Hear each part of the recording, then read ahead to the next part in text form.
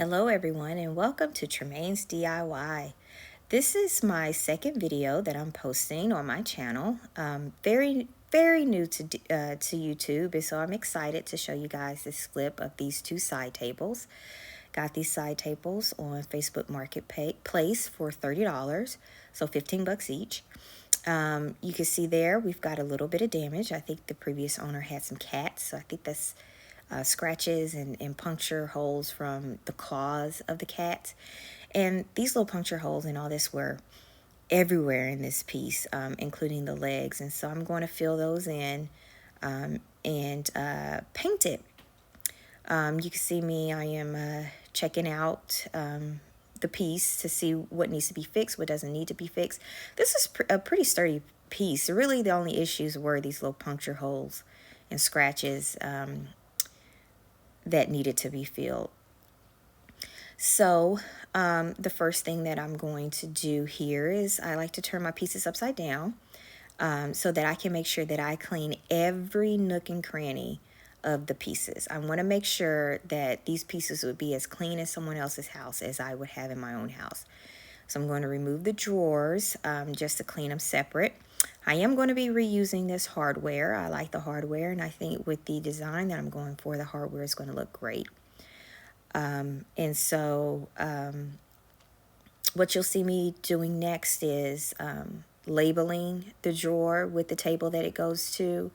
This way I won't have any issues with trying to fit the drawer back into the table that it went with. I don't know if it makes that big of a difference, but you know, it's better safer than sorry. And so I'm going to remove the hardware. I'll end up cleaning this hardware with just some simple Dawn dish soap to get rid of any grease or grime that's on it.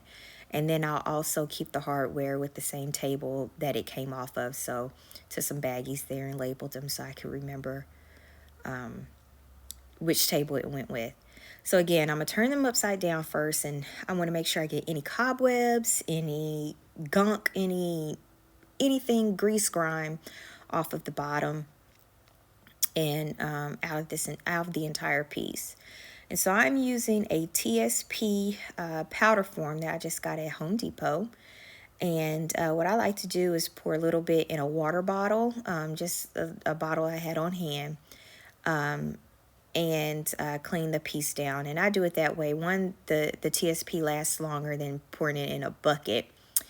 And it's also easier to spray the piece and get it cleaned off. And I like to clean the inside, the outside, inside the drawers. Again, anyone who's going to use this, I want to make sure it would be just as clean as I would have it in my own house. So I want to make sure that I scrub it down and get everything nice and clean and fresh before painting and before selling it. And so this is just a hobby of mine that I like to do, and I'm fairly new at flipping furniture, and so a lot of this is practice for me. It's not, you know, a main business or anything like that. Would keep the pieces myself. I just don't have a lot of room in my house, and so because I like to paint the pieces, I end up selling them. And so there you see me. I've turned the pieces right side up now, and I'm, you know, just making sure I'm getting the tops cleaned. And you can see a little bit of that dirty water from cleaning off the piece. The next step in the process is actually making sure I fill those holes. And this took quite a bit of wood filler in order to do so. There, I'm just wiping it down with a clean bucket of water. Make sure I get all the TSP residue off so that I have a nice clean dry piece before I put the wood filler in. And so here I'm just propping it up on some paint cans. It helps me get underneath and get to the piece easier on the ground. But again, I'm going to take some wood filler and I'm going to fill in all of those little cat scratches and claws and all of that. So a little tip here, I actually, this thing of wood filler that I had was actually dried out And so what I did was I just took a little bit of water, mixed it in with the wood putty, the wood feel, and you can use it. So don't dry out your wood feel, or excuse me, don't throw out your wood feel. Just take some water, mix it, get the same consistency, and you can still use it. And so then I took the pieces outside, decided to sand them down. Started off with, I believe, a really low grit, about 80 or 60 grit. I can't recall right now, but it was a very low grit. For those nooks and crannies I couldn't get with my orbital sander, I used a mouse sander. And then for those nooks and crannies I couldn't get with the mouse sander, I ended up having to hand sand. But you see me there, I'm rubbing my hand as I sand to make sure that it's smooth. So don't use your eyes to determine whether or not your wood is smooth or your piece is smooth after sanding. Just, rub with your hands. And if it's smooth to your hands, it's smooth. And so you want to gradually increase your grit to get your nice smooth finish, so you'll have a great surface to paint on. And so here I am. Again, I think I went up to I started with like a 60 or 80 and went up to about a 220. Then I just took a damp rag and just wiped down the pieces to get any dust off. And so I'm going to actually prime these pieces with this 123 Bullseye primer. It was actually tinted gray. I got it from one of the Oops piles at the Home Depot. And it was only $2. And so I want you guys, when you go and find your paint, look at those Oops piles in the hardware stores and see if there's paint that you can use from the Oops piles. It saves you lots of money. I mean, normally that can, I think it's like $13 to $15. So I was able to get it for $2. I actually don't think that I needed to prime this piece because of the type of paint that I'm going to use in painting. But I'll explain that further in the video why I say that. But anyway, my thought process was, okay, use the tinted primer because I was going to use a dark paint. I was going for a modern look here on these side tables. And so, but again, it was the primer was $2, so no harm, no foul there. But I want to make sure that I get up under the table, I get all the spaces that I want to paint. I don't paint the entire underside, but I do paint the legs up under the table. So if it's tilted, or if someone just happens to like drop something and see under the table, it's painting. It's not, a terrible paint job under the table. But this piece took me a few days to get done. I do have a full-time job. I just do this as a hobby. And so in the evenings or on the weekends, I take some time. I also, have a family that I take care of. And so I just do this to relax my mind or whatnot. But yeah, usually day one, it's cleaning and filling in and filling any holes or scratches and making sure that any repairs done to the piece are done. Usually let that dry overnight. And then the next day is sanding, wipe the sanding down, and then priming, and usually let the primer dry overnight, and then the next day is painting. And with this piece, the painting actually took me a couple of days because of the type of paint that I decided to use. But usually you can do the painting in one day, let that dry overnight, and then seal it the next day and let that dry.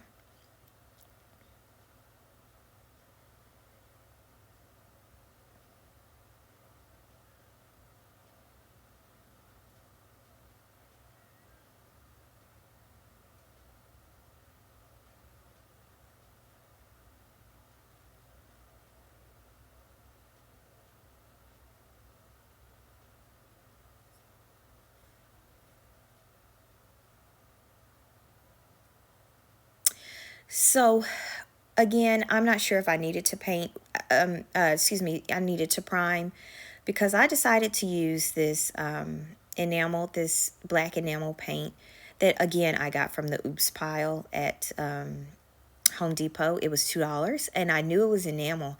Had no idea it was oil-based enamel, or I didn't pay attention to that when I purchased it. And so I'm not sure if you need a primer to use the oil-based enamel. Here you see that after I had primed the piece, I saw that there were still some gouges and some holes. So I went on and filled them again and sanded them down by hand in order to make sure they were smooth. But here we are using the oil-based enamel paint. It's a black paint. And it goes on pretty sticky and pretty thick. However, there's great coverage on it, and it covers the piece fairly well. The only thing is that once you get your first coat on, you have to let that dry overnight, and you cannot touch it. It will leave smudge marks and cloud marks on it. So what I would do is, and it's also going to show up, your brush strokes are going to show up on using this paint.